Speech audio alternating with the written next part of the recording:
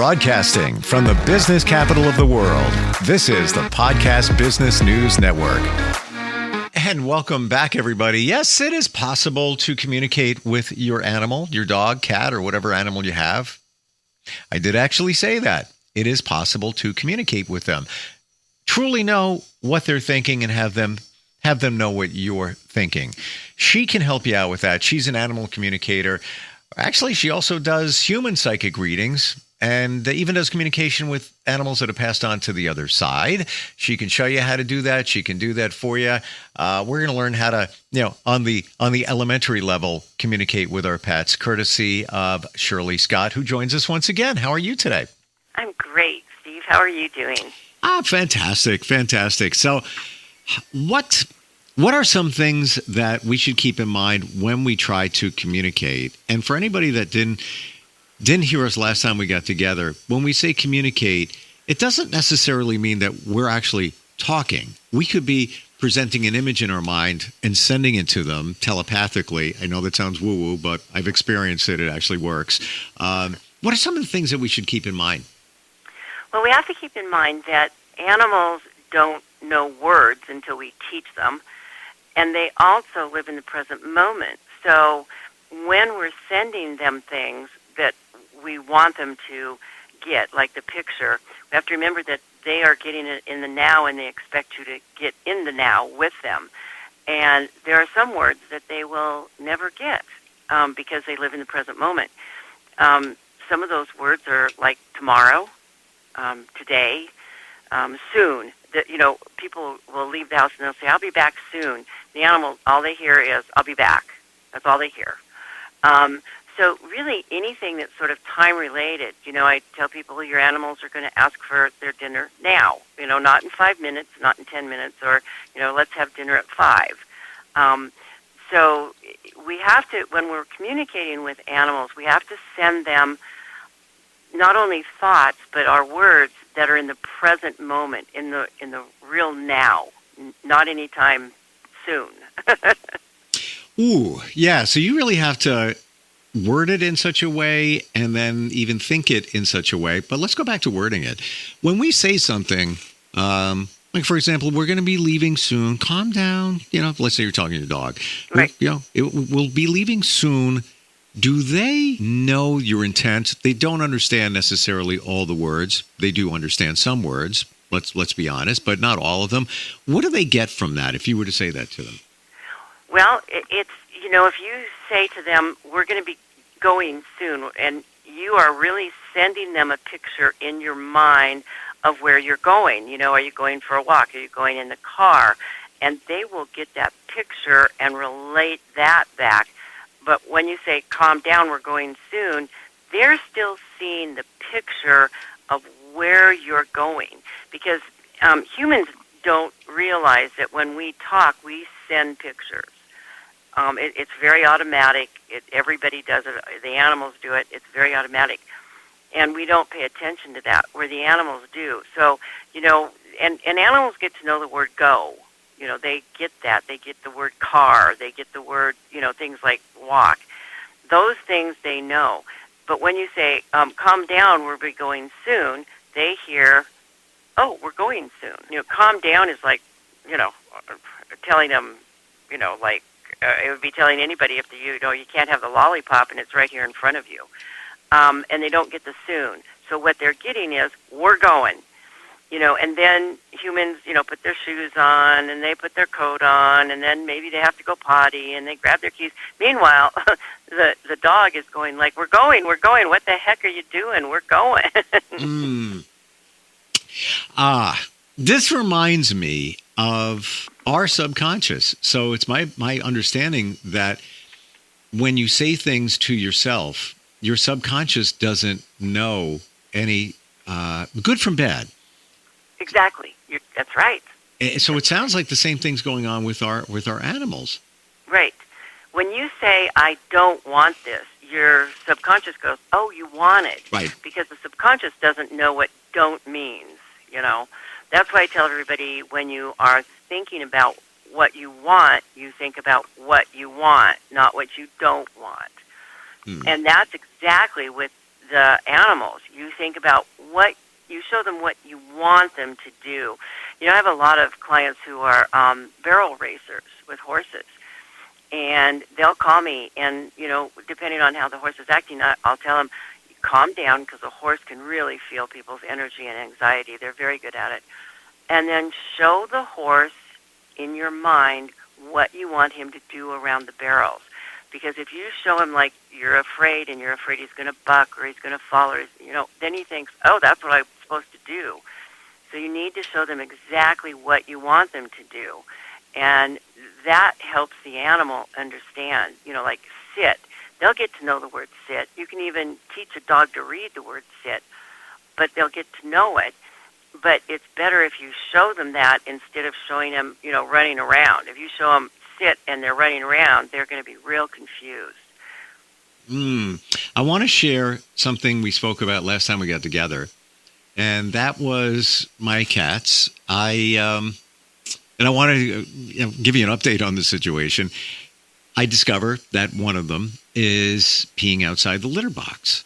And I'm like, this is, where'd this come from? So I sent a picture of them not doing that, peeing inside, asking them to pee inside the box. And I sent that mental picture, and I kind of sat with it. And then I don't know where it came from, but I got something in my mind, and it was the bags. I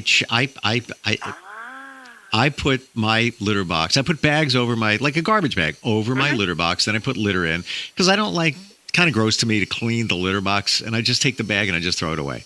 Sure.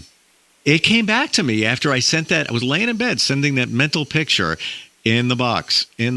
I got something back from them, and it was the bags. And the last couple of weeks ago, I changed the bags, just bought them in bulk. I didn't think anything of it. Apparently, they didn't like the bag. I had 2 left of the old ones, so I changed the litter box, put the bag there, problem solved.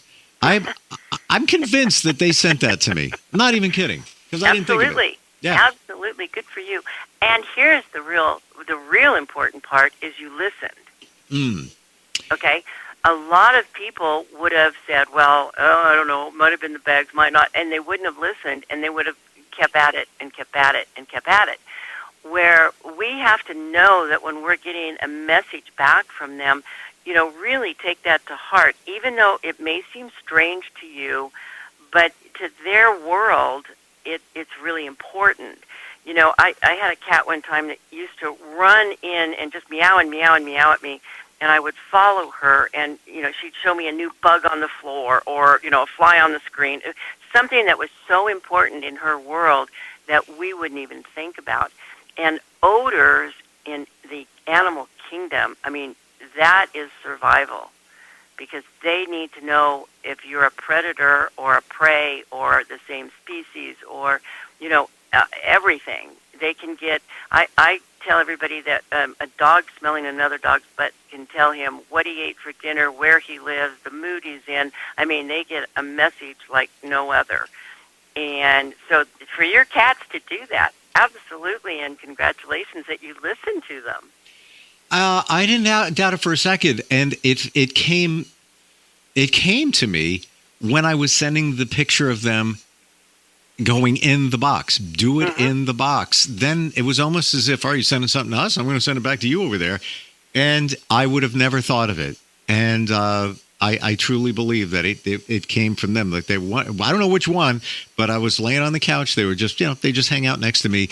I believe they were sending it to me saying, absolutely. Oh, yeah, Dad? All right. Well, those bags you put in there, we don't like them. We don't like the smell. Yeah, we don't like the smell of them. We don't like them. Whatever. It worked. So good for you. Yeah, and it does. I tell people, too, to if they want to do sort of a little experiment, is when their dog or cat is sleeping, just start thinking their name.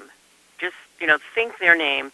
And usually when they're sleeping, it takes a little longer, but think their name, and all of a sudden, within 5 minutes, they'll look up at you like, what?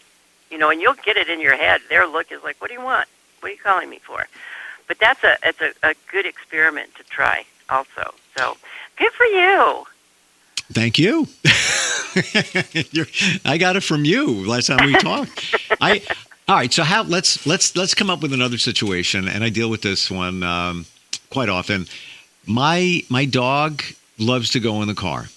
So anytime there's a vehicle running outside, he thinks that, we're going somewhere. So the other day, I had my Jeep running. I was going to go to the beach. Yeah, it's a beat-up old Jeep. It's super noisy. Yeah, I take him in it, and, I'll take him out everywhere. And so the Jeep is running, and I'm taking him out to go to the bathroom, and he uses all his force and might to pull the leash like he's just like he's climbing a mountain, like, I got to get to the Jeep, and I know where he's going. And I haven't sent a mental picture, but I'm not even sure. I just want to tell him, no, buddy, we're not going anywhere. I need you to go to the bathroom and go in the house so I can go somewhere, not this time. What would be the best way to reach out to him and let him know what's going on? Boy, that's a hard one because he wants to go. Oh, yeah. So they could ignore you on that one. But I think the best thing to do is, before you ever take him out, is show him going potty. Show him you're going to go potty. And then I'm not sure he is going to say, okay, I'm going back in the house with that car going, Dad. I don't think he's going to do that because they're living in that present moment. You can try it. You'll be very disappointed, but you could try it. But because he's so used to the car going and him going, you can show him going back in the house. You go potty and you go back in the house. And I bet if you do that, he'll do it, but watch his ears, because his ears will probably droop. Say that last part again. Watch his ears, because his ears will probably droop, which will mean he's sad. When I do what? If you put him back in the house. Okay. What kind of dog is he? He's a Pomeranian Scottish Terrier. Yeah, they're very high energy. High energy, but not annoying energy. I'll be honest. No, and smart. Very smart. So, and smarter dogs need to have their brains more mentally stimulated, really, because they get otherwise they get in trouble. I would show him going potty, and then after he goes potty, then put him back and say, we're going back in the house, and show him going back in the house. Well, he won't go back. He won't do anything once a vehicle is running. Yeah, that's what I thought. Yeah. See, that's what I'm saying. He may not listen to you. It's a great point you bring up, because in your line of work, you don't change behavior issues. Right? You can't do that. You can send the message, maybe get a message back, but somebody animal doesn't want to do something or does, and they're strong-willed. That's what they're doing. You're not changing. That's true. Animals have as much free will as we do, and their behaviors, bad, good, or indifferent, if they really don't want to change it, they're not going to change it. You can talk and you can, threaten, or you can, say you're going to get a treat, whatever. But really, the last word is up to the pet. It really is up to the animal. Yeah. I now I see it, and honestly, I don't think I don't think anything's going to work. No, that's what I said at first. I said, you can try. I think you could send him the message that he needs to go potty first and then get in the Jeep. And I think if you showed him that and then getting in the Jeep, he would do that. Well, that's a really great point, because in that situation, if I'm going somewhere, he's got to go potty first. So, to send that message, we're going, if you go, if you will. Exactly. Okay. Yeah. And then he'll go, okay, if I hurry go, then I can, get in the Jeep. So that's how I would do it, and send him that message. Yeah. Have you ever gotten interesting things back from an animal that was completely off the wall, bizarre, interesting, odd? Oh, yeah. There's so many, because sometimes I was sitting at a Petco one time, and I used to do some of their grand openings, and this guy came up with a beagle, and he said to me, well, this dog's so stupid, you probably can't get a hold of him. You can't do any conversation with him. So I looked at the dog, and the dog, literally, I was looking at him, and I said to the dog, I'm sorry you have this owner, because obviously the owner's stupid. And the dog said to me, the owner's stupid, and he doesn't treat me well. Ooh. And so I looked at the owner and I said, I think if you would treat this dog better, he would show you how smart he is. And this guy thought he was going to faint. He said, how do you know that? And I said, because the dog told me. Now, it was funny because he took the dog, and the dog was adopted that day by somebody else. He took him over to the adoption. They had a little adoption thing going, and he surrendered him. And that dog I stayed in contact with the new owners for a while, and that dog was the smartest, happiest dog, and it had a great ending. But that dog was so not happy with its owner and so happy to go to a different home. Oh, that hurts. Yeah. Wow. And that's, you never know what they're thinking, but I'd like to think if you ask my dog or cats that you'd get a favorable review, but you never know.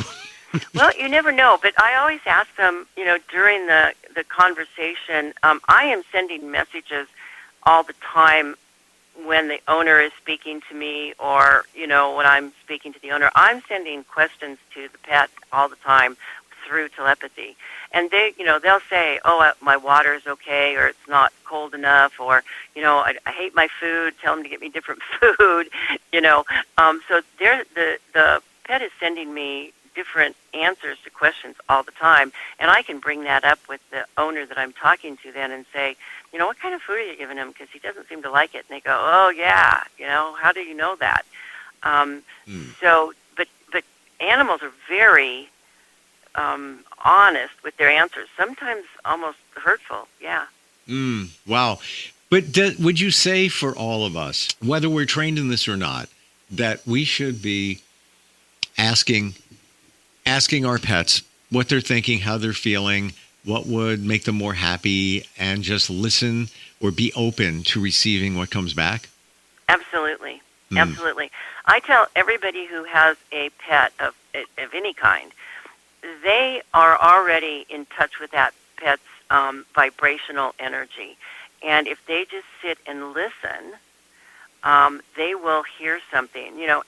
Humans are the only animal that can talk all day long and really have nothing to say, where animals say what's important to them.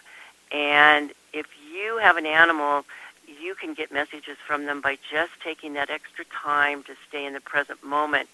Send them a picture of your question and then listen for an answer. Absolutely. Anybody can do this. Anybody can do this. Humans have a natural intuition. I mean, it's built into a human DNA. And, and our DNA, quite frankly, is not that different from anything on Earth. We all have pretty much the same DNA. It's only 0.1% or something away from a chimp and a dog and all that. So we have that intuition in us. We have it's sort of been beat out of us by, TV and cell phones and AI and, all the stuff that keeps our brain busy in some other way. But if you take a moment to sit in the present moment, quiet the chatter in your brain, and sort of listen and let that intuition take over, you can communicate very easily. It's all about intentionally taking that time. That's what I'm getting from you. Yep, it is. It is. A lot of people want me to do, 2-minute readings over the phone, like when I'm on a podcast and stuff. And I tell them, when I get in touch with an animal, I don't want to rush them. I don't want them to feel unimportant. And I want to be able to take the time to really listen to what they're telling me. And if you cut an animal off like that, they get hurt feelings too, or they think, well, there goes another human that's not listening to me. So I really don't like to do readings on podcasts because I want to give that animal the respect and recognition that it really needs when I'm in a conversation with them. Interesting. There are some skeptics out there who will say, well, why can't she take, she can't do it immediately. But it's a process. They're having a conversation. It takes time to listen, receive, process, understand, react. It's not an immediate thing. Wow. Exactly. And, you're sending telepathy through, the energy airwaves. And you want to make sure that you're hitting the right animal, for one thing. That's why I ask for breed and name and age, and I have to get some of those things to make sure I've got the right animal. And you want to make sure you're getting the right answer back from them, that nothing is getting distorted in you guys, in the conversation. Because once you say something, it's out there, and so you have to really make sure that the animal is understanding your question and you're understanding their answer. Yeah, understanding, I think, is the key point here. Mm-hmm. Yeah. Because if you're not taking the time, you're probably not going to fully understand what they're trying to say or project to you. Exactly. It's like having a conversation with somebody who is always thinking about what they're going to say next to you. They're really not listening to you. They're in the future. They're thinking, what can I say back? What can I say back? And so they're not going to hear you. And that's where a lot of miscommunication comes in. So with an animal, I have learned from animals that, boy, you got to stay in the present moment to get it. You really do. We all should stay in the present moment. We all should. Yeah. Right? It would be a great world if we could do that. Yeah. Oh, my gosh. And that was my game changer. I'm talking about 3.5 years ago, I met somebody who said to me, how come you don't live in the moment? And I said, I don't know what you're talking about. You don't live in the moment. You're living in the past, you're living in the future, but you're not enjoying right now. Took me a while, a couple of weeks at least, to process that and then work on that as months went by. And then I had that realization where if you take this second, slice it right now, 1 second, everything's great. Mm-hmm. Nothing wrong with it. Nothing wrong with it. Nothing. There's nothing. When I was on the other side in my near-death experience, when they sent me back, the one thing I heard very clear was, go back and stay conscious. And, at first when I went back to my body, I was like, okay, I'm awake, I'm alive, da-da-da. But then I realized as I started my spiritual path, consciousness means be aware of what's going on around you all the time, what you're thinking, saying, your actions. Be aware of those. And I have taken that to heart, really big to heart. And that was my aha moment, over 25 years ago, was just be conscious. Because there are a lot of people walking around with eyes open, but they're not conscious. Yep. And this thing that's called spirituality, many equate that to, religion and such. But to me, it's something bigger than us. And it can be whatever you want it to be. To me, I just say the universe. I have faith in the universe and now in myself a little bit more that it supports. But it's been said that if you don't have some connection to something you feel is bigger than you, whatever you want it to be, that you're not going to be in the best place you possibly can be. I agree 100%. And spirituality is not about religion. It's about the powers that we don't see. I tell people there are, the seen and unseen energies and the heard and the unheard.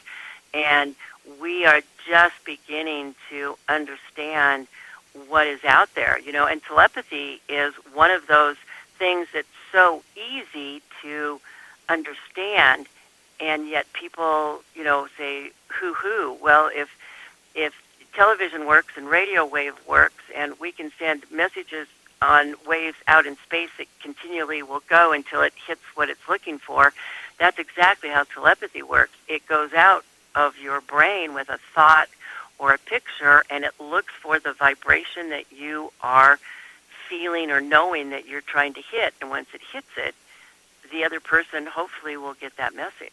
And animals live so much in the present moment that they get that message. I'm right there with you. It's all about vibration, and that's that. When you listen to the radio, TV, whatever it is, that's how do you think they get the signal there? It's a vibration. That's sending it out. We're sending out vibrations all the time. You've got very high ones, I have to tell you. Very positive. Shirley, how does somebody connect with you if they've got questions about communication, they want a reading, whether it's a human reading or an animal reading? How do they do that?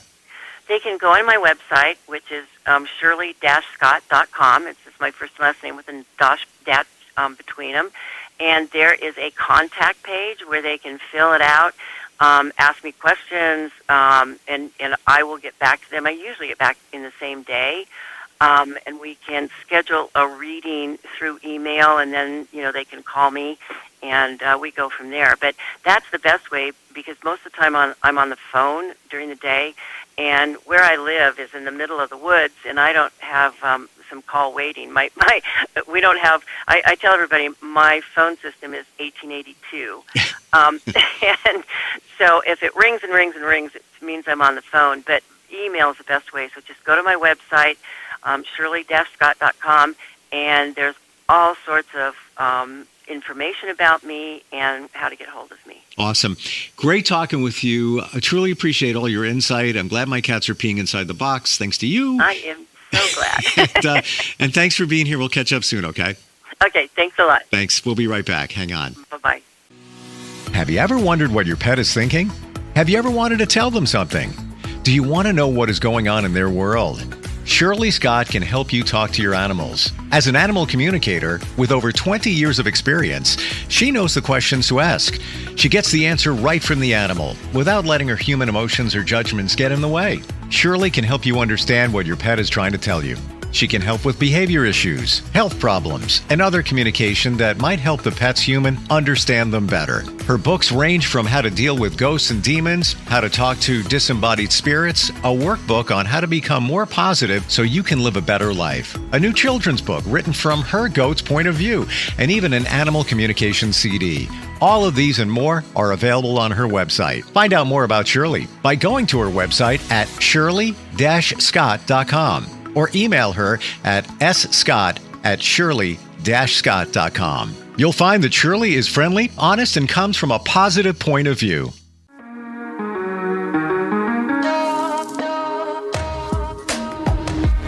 Broadcasting from the business capital of the world, this is the Podcast Business News Network. Hey, Dad, how do airplanes fly? What's in this box? Can I touch this? Where does sand come from? Is this tree good for climbing? What happens if I mix these two things together? How are babies made? What does this thing do? Kids are curious about everything, including guns. Talking to them about gun safety in your home is a good first step, but you can do more. Always keep your guns locked, unloaded, and stored separately from ammunition. Storing your guns securely is the best way to prevent family fire, including unintentional shootings. For more information on safe gun storage and ways to keep your family safe, visit endfamilyfire.org. That's endfamilyfire.org. What do we keep in the attic? What's this thing called? Can I ride my bike backwards? Like I said, kids are curious. It's up to us to keep them safe. Brought to you by End Family Fire, Brady, and the Ad Council.